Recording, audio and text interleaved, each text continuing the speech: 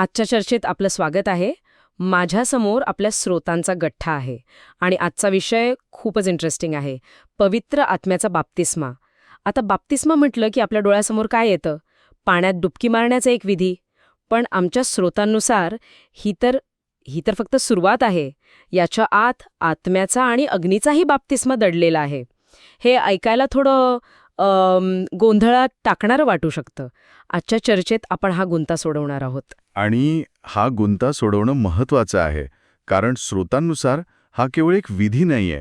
ही एका व्यक्तीच्या आध्यात्मिक जीवनातल्या सर्वात मोठ्या परिवर्तनाची गोष्ट आहे. पाण्यापासून सुरू होणारा हा प्रवास अग्नीपर्यंत कसा पोचतो हे समजून घेणं खरंच खूप आकर्षक आहे. अगदी बरोबर. चला तर मग या प्रवासाच्या सुरुवातीपासून सुरुवात करूया. म्हणजे येशूच्या बाप्तिस्म्यापासून. मत्तई 3 मध्ये एक प्रसंग आहे जिथे येशू स्वतः योहानाकडून बाप्तिस्मा घ्यायला यार्देन नदीवर येतो.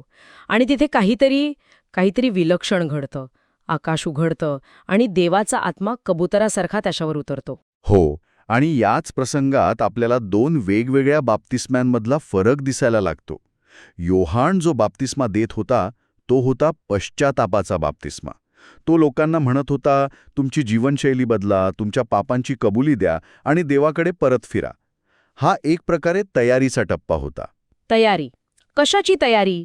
जो येणार आहे त्याच्यासाठी, म्हणजे येशूसाठी.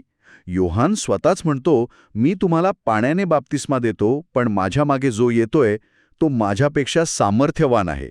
तो तुम्हाला पवित्र आत्म्याने आणि अग्नीने बाप्तिस्मा देईल. आणि योहान 1:33 मध्ये तो आणखी स्पष्ट करतो की ज्याच्यावर तू आत्म्याला उतरताना आणि राहताना पाहशील तोच पवित्र आत्म्याने बाप्तिस्मा देणार आहे. म्हणजे असं बघा, योहानाच्या बाप्तिस्मा ही एक प्रकारे प्रवेश परीक्षा होती आणि येशूचा बाप्तिस्मा म्हणजे प्रत्यक्ष ॲडमिशन. वा, ही तुलना खूपच छान आहे. म्हणजे पश्चातापाचा बाप्तिस्मा ही एक पायरी आहे आणि मग पवित्र आत्म्याचा बाप्तिस्मा येतो.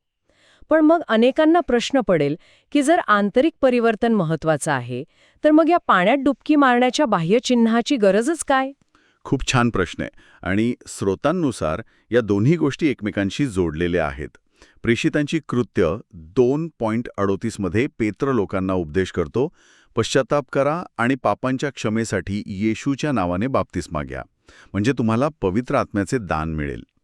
याकडे असं पाहता येईल की पाण्यातील बाप्तिस्मा म्हणजे तुम्ही सार्वजनिकरित्या कबूल करत आहात की माझा जुना मार्ग चुकला होता आणि आता मी नवीन मार्गावर चालायला तयार आहे. ही एक जाहीर घोषणा आहे. आणि या घोषणेनंतर पवित्र आत्म्याचा बाप्तिस्मा हे ते आंतरिक परिवर्तन आहे जे तुम्हाला त्या नवीन मार्गावर चालण्यासाठी शक्ती देतं. ओके, हे जास्त स्पष्ट झालं. मग आता आपण मुख्य मुद्द्यावर येऊया. जेव्हा एखाद्या व्यक्तीला हा पवित्र आत्म्याचा बाप्तिस्मा मिळतो तेव्हा नेमकं काय होतं? म्हणजे त्याच्या आत काय बदलतं? इथे स्रोतांमधला एक सगळ्यात धक्कादायक विचार समोर येतो. रोमन 6:35 मध्ये म्हटलं आहे की हा बाप्तिस्मा म्हणजे येशूच्या मृत्यू आणि पुनरुत्थानामध्ये सामील होणं. श्रोते म्हणत नाहीत की व्यक्ती चांगली बनते किंवा सुधारते. ते म्हणतात की ती नवीन निर्मिती बनते. एक मिनिट, नवीन निर्मिती हा शब्द खूप मोठा आहे. याचा अर्थ काय? म्हणजे जुन्या व्यक्तीचं काय होतं? बरोबर. याचा अर्थ असा की जुन्या व्यक्तीचा जो पापाच्या नियंत्रणाखाली होता त्याचा मृत्यू होतो आणि एका पूर्णपणे नवीन अस्तित्वाची सुरुवात होते, जे आता देवासाठी जगतं. हा फक्त सवयी बदलण्याचा नाही तर अस्तित्वच बदलण्याचा प्रकार आहे. स्रोतांमध्ये आधी आणि नंतर अशी स्पष्ट विभागणी केली आहे. आधी ती व्यक्ती स्वतःच्या इच्छा, वासना आणि शारीरिक शक्तीवर जगत होती. नंतर ती व्यक्ती पवित्र आत्म्याच्या शक्तीने आणि मार्गदर्शनाने जगू लागते. पण हे ऐकायला खूप आदर्शवादी वाटतं. म्हणजे काय, ती व्यक्ती एकदम संत बनते का? तिला राग, लोभ, मोह हे काहीच जाणवत नाही का? श्रोत्यांमध्ये या बदलाच्या व्यावहारिक बाजूबद्दल काही सांगितलं आहे का? नक्कीच. श्रोते हे मान्य करतात की हा बदल एका क्षणात होत नाही. 2 कोरिंथकर 5:17 म्हणतं की जो कोणी ख्रिस्तामध्ये आहे तो नवी निर्मिती आहे. पण त्याचबरोबर गलाती 5:17 मध्ये म्हटलं आहे की देह आत्म्याच्या विरुद्ध आणि आत्मा देहाच्या विरुद्ध इच्छितो. याचा अर्थ नवीन ओळख मिळाल्यानंतरही एक आंतरिक संघर्ष सुरू राहतो. पण फरक हा आहे की आधी त्या संघर्षात पाप जिंकत होतं, नंतर पवित्र आत्म्याच्या मदतीने ती व्यक्ती पापावर विजय मिळवायला शिकते. तिच्या जीवनात हळूहळू प्रीती, आनंद, शांती यांसारखी आत्म्याची फळे दिसू लागतात. तर ती संत बनत नाही, पण संत बनण्याच्या प्रक्रियेत येते. ठीक आहे, हा संघर्षमय बदल जास्त वास्तविक वाटतो. आता इथे माझ्या मनात एक दुसरा प्रश्न येतो, जो येशूशी संबंधित आहे. स्रोतांमध्ये म्हटलं आहे की येशू गर्भात असल्यापासूनच पवित्र आत्म्याने परिपूर्ण होता. तो निष्पाप होता. मग त्याच्या बाप्तिस्म्याच्या वेळी पवित्र आत्मा पुन्हा त्याच्यावर का उतरला? त्याच्याकडे तर तो आधीपासूनच होता, नाही का? हा मुद्दा खूप खोल आहे आणि यावर स्रोतांमध्ये एक महत्त्वाचा दृष्टिकोन मांडला आहे. येशू जन्मापासून पवित्र आत्म्याने परिपूर्ण होता हे खरं आहे, पण बाप्तिस्म्याच्या वेळी आत्म्याचं उतरणं हे त्याच्या वैयक्तिक पावित्र्यासाठी नव्हतं. ते होतं त्याच्या सार्वजनिक सेवेच्या सुरुवातीसाठी. याला अभिषेक असं म्हणतात. अभिषेक हा शब्द आपण अनेकदा ऐकतो. याचा सोप्या भाषेत अर्थ काय? सोप्या भाषेत सांगायचं तर हे एका मोठ्या कामासाठीचं अधिकृत नियुक्तीपत्र होतं. जसं जुन्या काळात राजाला सिंहासनावर बसवताना किंवा याजकाला सेवेसाठी निवडताना त्याच्या डोक्यावर तेल घालून त्याला अधिकृतपणे घोषित करायचे. अच्छा. तसंच येशूच्या मसीहा म्हणून कार्याची ही अधिकृत सुरुवात होती. पवित्र आत्म्याने त्याला शिक्कामोर्तब केलं की हाच तो आहे. अच्छा, म्हणजे हे एक प्रकारे त्याच्या कार्याचं उद्घाटन होतं. अगदी बरोबर. आणि यात आणखी एक महत्त्वाचा पैलू दडलेला आहे, जो आपल्या सगळ्यांसाठी आहे. येशू जो स्वतः देव होता, त्याने मानवी शरीरात असताना आपल्या दैवी शक्तीचा वापर करून पापावर विजय मिळवला नाही. त्याने पूर्णपणे पवित्र आत्म्याच्या सामर्थ्यावर अवलंबून राहून सैतानाला हरवलं. थांबा, हे खूपच इंटरेस्टिंग आहे. म्हणजे देव असूनही त्याने मानवासारखं जगून मानवाला उपलब्ध असलेल्या शक्तीने, म्हणजे पवित्र आत्म्याच्या शक्तीने विजय मिळवला. पण का? मानवाला अशक्य आज्ञा दिलेल्या नाहीत. सैतानाचा दावा होता की मानव देवाच्या आज्ञा पाळूच शकत नाही. येशूने दाखवून दिलं की जर एखादा मानव पूर्णपणे पवित्र आत्म्याला समर्पित झाला तर तो पापावर विजय मिळवू शकतो. त्याने आपल्यासाठी एक आदर्श ठेवला. वा, म्हणजे येशूने पवित्र आत्म्याच्या सामर्थ्याने पापावर विजय मिळवला, हे खरंच खूप महत्वाचं आहे. पण मग प्रश्न असा येतो की हे सामर्थ्य त्याच्या अनुयायांना, म्हणजे सामान्य विश्वासणाऱ्यांना कधी आणि कसं मिळालं? इथे स्रोतांमध्ये पेंटेकॉस्टच्या दिवसाचा उल्लेख येतो, जो या कथेला एक वेगळंच वळण देतो. होय, पेंटेकॉस्ट हा एक टर्निंग पॉइंट आहे. प्रेषितांची कृत्य अध्याय 2 मध्ये याचं वर्णन आहे. येशूच्या स्वर्गारोहणानंतर त्याचे शिष्य एका खोलीत जमले होते आणि अचानक पवित्र आत्मा अग्नीच्या ज्वाळांसारखा त्यांच्यावर उतरला. ही ती घटना होती जिथे पवित्र आत्मा त्यांच्या आत कायमचा वास करायला आला. आत वास करायला आला? आधी तो आत राहत नव्हता का? जुन्या करारात पवित्र आत्मा काही विशिष्ट कार्यासाठी लोकांवर येत असे, जसं की भविष्यवाणी करण्यासाठी किंवा युद्ध जिंकण्यासाठी. पण त्यांचं काम झालं की तो निघून जात असे. तो त्यांच्यात कायमचा राहत नसे. पेंटेकॉस्टच्या दिवसापासून विश्वासणाऱ्याचं शरीरच पवित्र आत्म्याचं मंदिर बनलं. आणि हा जो भाग आहे ना, की देवाचा आत्मा आता माणसाच्या शरीरात म्हणजे मंदिरात राहू लागला. खरं सांगायचं तर ह्या एका कल्पनेने त्या काळातल्या जगाचा सगळा दृष्टिकोनच बदलून टाकला असेल. ही एक क्रांतिकारी कल्पना होती. आणि याच घटनेला अभिषेक म्हटलं आहे का? की हा अभिषेक वेगळा आहे? हो, यालाही अभिषेक म्हणता येईल. आणि यालाच स्रोतांमध्ये मोहर किंवा शिक्का असंही म्हटलं आहे.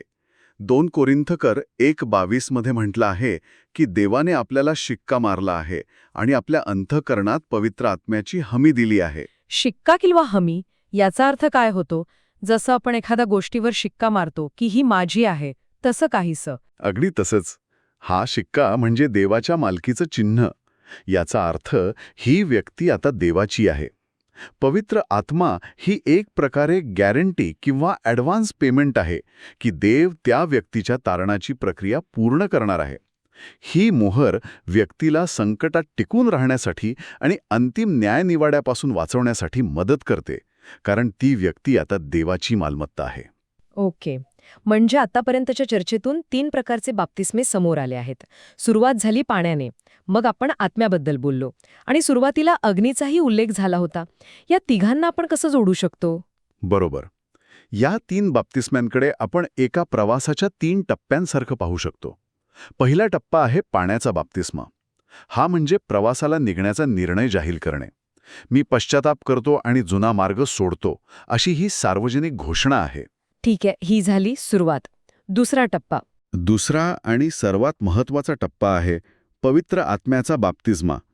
हा म्हणजे त्या प्रवासासाठी नकाशा, शक्ती आणि एक आतला होकायंत्र मिळण्यासारखा आहे. पवित्र आत्मा तुम्हाला मार्ग दाखवतो, चालण्याची शक्ती देतो आणि तुम्ही भटकलात तर तुम्हाला परत मार्गावर आणतो. याशिवाय प्रवास शक्यच नाही. आणि तिसरा, अग्नीचा बाप्तिस्मा. हा ऐकायला थोडा भीतीदायक वाटतो. हो, आणि तो तसा आहेही. तिसरा टप्पा आहे अग्नीचा बाप्तिस्मा. हा म्हणजे या प्रवासात येणारी सगळ्यात मोठी कसोटी. स्रोतांनुसार येशूसाठी हा बाप्तिस्मा म्हणजे वधस्तंभावरील दुःख आणि मृत्यू होता. मार्क 10:43 मध्ये तो स्वतः त्याच्या शिष्यांना विचारतो, जो प्याला मी पितो तो तुम्ही प्याल का? आणि ज्या बाप्तिस्म्याने मी बाप्तिस्मा घेतो त्या बाप्तिस्म्याने तुम्ही बाप्तिस्मा घ्याल का? इथे तो त्याच्या मृत्यूला बाप्तिस्मा म्हणत आहे. आणि विश्वासणाऱ्यासाठी याचा अर्थ काय? विश्वासणाऱ्यांसाठी याचा अर्थ हुतात्म्य किंवा विश्वासासाठी केलेला सर्वोच्च त्याग आहे. म्हणजे आपल्या ध्येयासाठी, आपल्या विश्वासासाठी सर्वस्वपणाला लावणे, अगदी प्राणांची आहुती देणे. प्रत्येक विश्वासणाऱ्याला हुतात्म व्हावं लागतं असं नाही, पण प्रत्येकाला त्या त्यागासाठी तयार राहावं लागतं. पवित्र आत्म्याचा बाप्तिस्मा मिळाल्यानंतरच व्यक्ती या अग्नीच्या बाप्तिस्मासाठी तयार होऊ शकते. इथे एक छोटा पण महत्वाचा फरक आहे, बरोबर? येशूचा अग्नीचा बाप्तिस्मा आणि हुतात्म्याचा अग्नीचा बाप्तिस्मा यात. अगदी बरोबर. आणि हा फरक समजून घेणं खूप महत्वाचं आहे. येशूने वधस्तंभावर स्वतःच्या रक्ताने जगाची पापे स्वतःवर घेतली आणि तो पापी म्हणून मरण पावला. याउलट हुतात्मा स्वतःच्या रक्ताने नीतिमान ठरत नाही, तर तो येशूच्या रक्ताने झाकला जातो आणि त्यामुळे तो नीतिमान म्हणून मरण पावतो. येशूचा त्याग हा तारणासाठी होता, तर हुतात्म्याचा त्याग हा त्या तारणाचा साक्षीदार म्हणून असतो. वा, आज आपण बाप्तिस्मा या एका शब्दामागे दडलेले कितीतरी थर उलगडले. सुरुवात झाली योहानाच्या पश्चातापाच्या बाप्तिस्म्यापासून, जो एक तयारीचा टप्पा होता. मग आपण पाहिलं की येशू देत असलेला पवित्र आत्म्याचा बाप्तिस्मा कसा व्यक्तीला नवीन निर्मिती बनवतो, तिचं अस्तित्वच बदलून टाकतो. हो, आणि आपण हेही समजून घेतलं की पवित्र आत्मा हा केवळ एक शक्ती नाही, तर तो देवाच्या मालकीची मोहर आहे, एक हमी आहे. तो आत राहून मार्गदर्शन करतो, शक्ती देतो आणि आपलं शरीर देवाचं मंदिर बनवतो. आणि येशूने स्वतः मानवी रूपात पवित्र आत्म्यावर अवलंबून राहून आपल्यासाठी एक आदर्श ठेवला. हे तर खूपच प्रेरणादायी आहे. आजच्या चर्चेच्या शेवटी श्रोत्यांसाठी एक विचार सोडून जाऊया. आपण पाहिलं की पवित्र आत्मा आपल्या आत एक नवीन इच्छा निर्माण करतो, जी पापमय शारीरिक इच्छांना विरोध करते. गलाती 5:17 मध्ये म्हटल्याप्रमाणे देह आत्म्याच्या विरुद्ध आणि आत्मा देहाच्या विरुद्ध इच्छितो. यातून एक खूप महत्वाचा आणि व्यावहारिक प्रश्न निर्माण होतो. तो प्रश्न असा आहे की जर पवित्र आत्मा शारीरिक वासनांना विरोध करण्याची नवीन इच्छा देतो, तर मग विश्वासणाऱ्याच्या रोजच्या जीवनात हा आंतरिक संघर्ष नेमका कसा घडतो? या संघर्षात विजय मिळवण्यासाठी विश्वासणाऱ्याची भूमिका काय असते? फक्त आत्म्यावर अवलंबून राहणं पुरेसं आहे की त्याला स्वतःलाही काही कृती करावी लागते? आणि या संघर्षाचा अंतिम परिणाम काय असतो, यावर विचार करणं नक्कीच रंजक ठरेल.